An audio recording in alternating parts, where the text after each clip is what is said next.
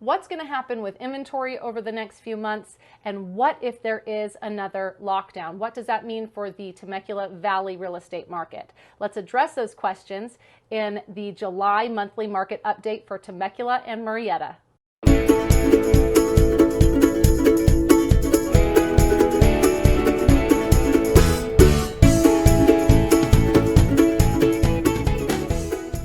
Okay, Temecula and Murrieta. So let's dive in with our market stats for the month of July.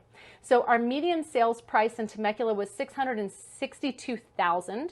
That was up 29% year over year and almost flat to the month prior, being up 0.3%. Murrieta saw $608,750. That was up 30% year over year and up 2% to last month.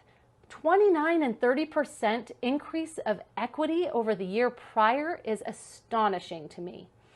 Our median days on market for both cities was 6 days. That was down 33% to last year also for both cities. So things are selling over the weekend still. I'm curious to see how that plays through in the latter part of this year. Our month supply in Temecula was 1.3 months, and in Murrieta was 1.2 months. Now that was down 24% to last year for Temecula and down 25% to last year for Murrieta. So our inventory, we have less inventory to work with that is standing on the market than last year, which is interesting because we were kind of coming out of that lockdown phase, and I think everybody was like, okay, get the house on the market. Now our percent of sale price to the original list price in Temecula was 104.8%, so it was almost 5% over the list price, and for Murrieta it was 104.7%, so really they're about the same. Both cities saw about 5% over asking price, median price-wise compared to the list price. Now we had 230 new listings in Temecula. That was down 16% to last year and down 3% to the month prior. Very interesting. And we had 270 new listings in Murrieta. That was down 20% to last year, but up 8% to the prior month. So Murrieta saw an increase month over month in new inventory. I do wonder, a lot of people have been traveling because they can and going to visit friends, family, and taking those vacations that they have been waiting for. So that might be part of it. Now, our active listings in Temecula was 262. That was down 11% to last year and up 2% to the month prior. And we had 301 active listings in Murrieta, which was down 14% to the year prior and up 21% to the month prior. So in both cities, we had more listings active month over month to from July to June, which is also very interesting to watch. Our pending sales, we had 162 in Temecula.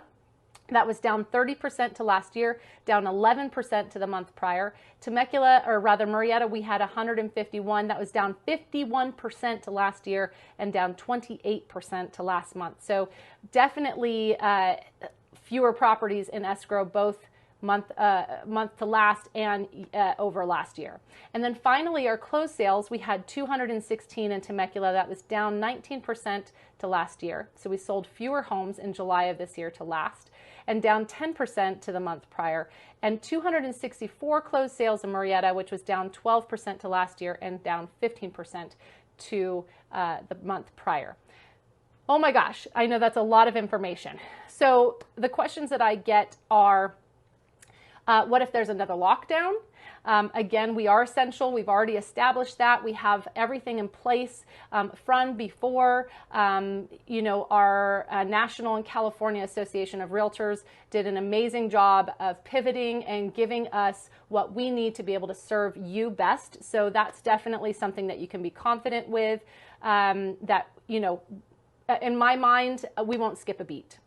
What's going to happen with inventory? Okay. So I really feel like like I said, in July, I feel like a lot of people went on vacations. Just watching on Facebook and Instagram and seeing everybody's amazing family photos and videos, people were getting out of town and enjoying some time together as a family or with their loved ones.